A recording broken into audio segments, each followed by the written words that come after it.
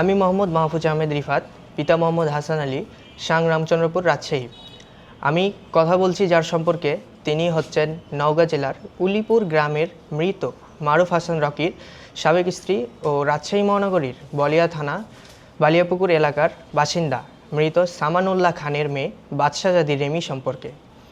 আমি বাদশাহজাদি রেমির একমাত্র কন্যা মেহরুন হাসান রোশনিকে প্রাইভেট পড়াতাম। রেমির বর্তমান ঠিকানা রাজশাহী মহানগরীর বলিয়া থানায় বালিয়াপুকুর এলাকার বড় বটতলা। তিনি তার মেয়েসহ নিজ বাড়িতে বসবাস করেন। ওই বাড়িতে আমি তার মেয়েকে পড়াতে যেতাম। প্রিয় সাংবাদিক বন্ধুরা, মেয়েকে পড়ানোর সুবাদে মা হিসেবে বাদশাহজাদি রেমির সাথে আমার বিভিন্ন সময়ে কথা হয় এবং বিভিন্ন সময়ে সামাজিক যোগাযোগ মাধ্যমেও কথা হয়। এই যোগাযোগের ফাঁকে অতি গোপনে সে কারো মাধ্যমে আমার এবং আমার বিভিন্ন সময়ে ঘনিষ্ঠ ছবি তোলে।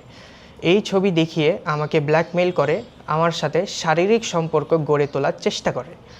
এটা করতে না পেরে আমাকে নানা ধরনের ভয়ভীতি দেখায়। সেই সাথে সামাজিকভাবে হেয় প্রতিপন্ন করার জন্য আমার বিরুদ্ধে রেমি নিজে বাদী হয়ে বলিয়া থানায় ধর্ষণের অভিযোগ করেন। এই অভিযোগ নিয়ে থানা পুলিশ আমাকে নানাভাবে ভয়ভীতি দেখায়।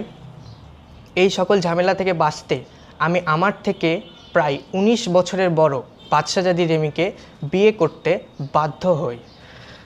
এ সকল কিছু সহ্য করে আমি রেমির বাড়িতে তাকে ও তার মেয়েকে নিয়ে সংসার করে আসছিলাম। প্রিয় সাংবাদিক ভাইরা, এত কিছুর পরেও বিয়ের পর থেকে রেমি আমাকে নানাভাবে নির্যাতন করে আসছিল।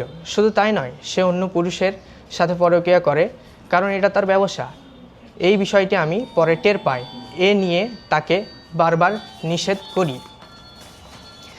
নিষেধ করলেও তিনি সেটি শোনেন না।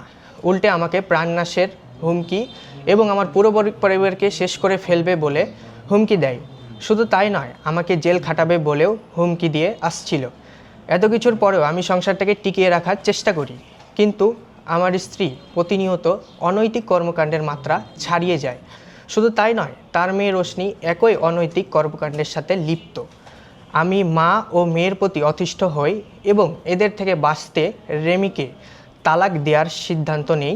গত ৩ ফেব্রুয়ারি ২০২৬ আমি তাকে কোর্টের মাধ্যমে তালাক দিই।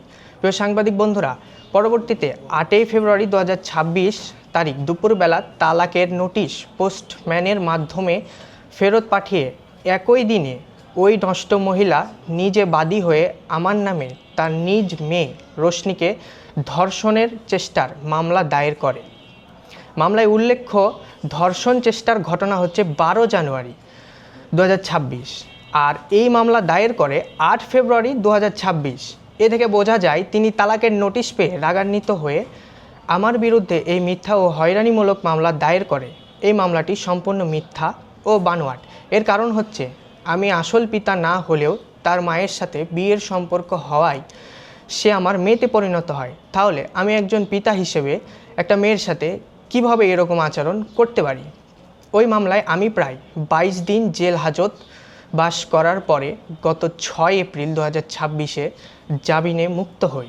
এই ধর্ষণের চেষ্টা মামলার করার পর থেকেই রেমি এবং তার প্রেমিক আমার এবং আমার পরিবারের সদস্যদের ছবি সামাজিক যোগাযোগ মাধ্যমে পোস্ট করে নানা ধরনের অপপ্রচার চালাচ্ছে।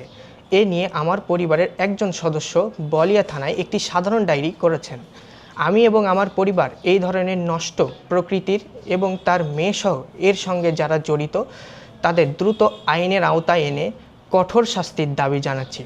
প্রিয় সাংবাদিক ভাইরা, আমার জাতির বিবেক আপনাদের লেখনীর মাধ্যমে আমাদের এই সমস্যাগুলো তুলে ধরে ওই বিয়ে ব্যবসায়ী ছলনাময়ী নারী ও তার মেয়েসহ তার পরিবারের অন্যান্য সদস্য এবং রেমির কথিত পরকীয়া প্রেমিকাকে আটক করার জোর দাবি জানাচ্ছি।